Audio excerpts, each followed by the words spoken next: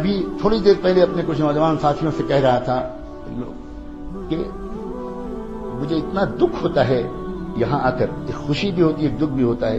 میں دنیا میں بہت جگہ جاتا ہوں، بہت زیادہ میری قسمت میں دنیا بھر میں، ملک بھر میں گھومنا لکھا ہے ابھی تک. تو اس کے باوجود میں یہ بات دیکھتا ہوں کہ جو ایمانی صلاحیت، جو روحانی استعداد اے کشمیر کے نوجوانوں تمہارے اندر ہے، وہ بہت کم جگہ دیکھنے کو ملتی ہے.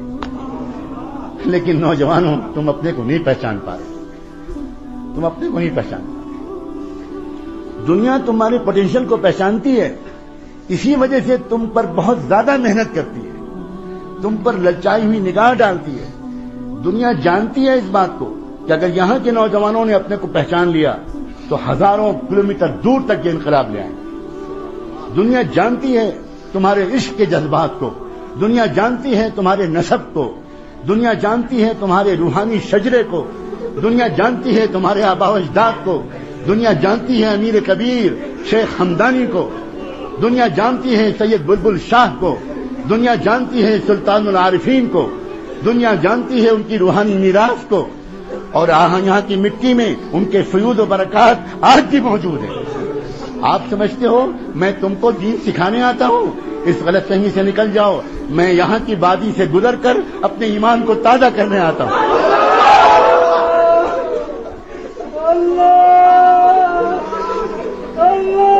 اپنے آپ تو پہچانو نوجوانوں.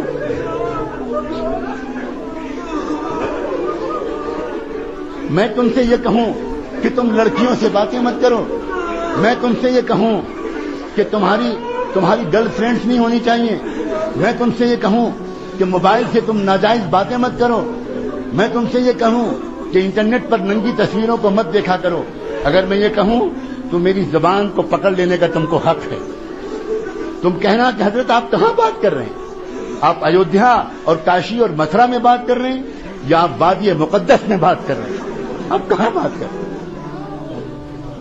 اگر میں تم سے یہ کہوں تو یہ بالکل ایسے ہی ہوگا جیسے میں کسی شہزادے اور کسی کراؤن پرنس اور کسی ولی عہد کے پاس بٹھا دیا جاؤں اور مجھ سے کہا جائے کہ یہ ولی عہد ہیں اور اس سلطنت کا مستقبل ان کے ہاتھ میں ہے اور آپ کو 5 منٹ کا وقت دیا جاتا ہے، آپ اس شہزادے کو کچھ نصیحت کر دیں.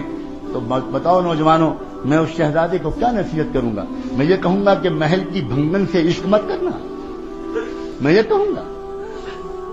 وہ نہیں، اس شہزادے سے میں یہ کہوں گا کہ شہزادے معظم انصاف کے ساتھ اپنی حکومت چلائیے گا، غریبوں کے ساتھ ذرا اچھا سلوک کیجیے گا. بہت دن ہو گئے آپ کے علاقے کے غریبوں کو کوئی محبت بھرا رہنما نہیں ملا.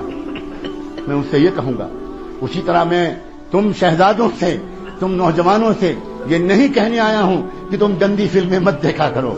میں یہ نہیں کہنے آیا ہوں کہ تم اپنی جوانی کو بے داغ رکھنا. میں تم سے یہ کہنے آیا ہوں اس ڈوبتی ہوئی انسانیت کو تمہارے سوا کون بچانے والا ہے؟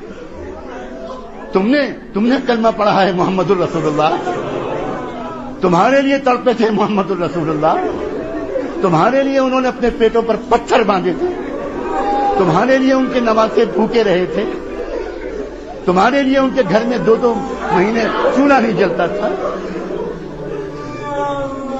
تم ان پر درود شریف پڑھتے ہو، تم مکے مدینے جانے کے لیے بے چین رہتے ہو. تم اور فلمیں، تم اور میوزک، تم اور گندے گانے. نہیں، مجھے آپ سے یہ کہنے کا کوئی حق نہیں. ہاں، اگر کسی عزیز نوجوان سے، عزیز میرے بھتیجے سے، میرے جگر کے ٹکڑے سے کبھی کوئی گناہ ہو گیا ہو، ابھی معافی مانگ لو. ابھی میں وعدہ کرتا ہوں اللہ معاف کر دے. بہت کریم ہے اللہ. اللہ انتظار میں بیٹھے ہیں. کہاں ہیں وہ میرے بندے جو مجھ سے معافی مانگے؟ کہاں ہیں وہ نوجوان؟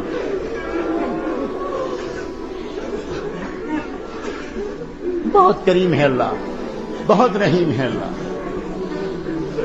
نوجوانوں، اپنے اوپر تو رحم کھاؤ، دنیا پر بھی رحم کھاؤ. دنیا انتظار میں ہے، واللہ دنیا پاک دامن نوجوانوں کے انتظار میں ہے. انتظار میں تنگ آ گئی ہے دنیا. तंग आ गई है नाचते नाचते गाने गाने गाते गाते, सुकून नहीं मिल रहा है। ये कभी इसने शुरुआत की तो इसने स्मोकिंग से शुरुआत की कि चलो सिगरेट पिएंगे कुछ देर के लिए सुकून मिलेगा, उससे भी नहीं मिला। तो इसने सिगार निकाला, चलो सिगार पिएंगे वो जरा देर तक चलेगा, उससे सुकून मिलेगा, उससे भी काम नहीं चला। चलो फिर कुछ शराब पिएंगे, कुछ ड्रिंकिंग करेंगे, थोड़ी देर के लिए सुकून मिलेगा, वो भी खूब पी के देख ली, उससे भी सुकून नहीं मिला। इसने फिर ड्रग्स का तजुर्बा किया कि लाओ ड्रग्स की तरफ जाएं, शायद उससे कुछ सुकून मिले। लेकिन सुकून इन चीजों में नहीं है नौजवानों, सुकून तो तकवे में है, सुकून तो पाक दामनी में है, सुकून गुनाह करने में नहीं है, सुकून गुनाहों से अपने को रोक लेने। अजीब बात है ये जरा सी बात अगर समझ में आ जाए ना तो पूरी जिंदगी का रुख ठीक हो जाए।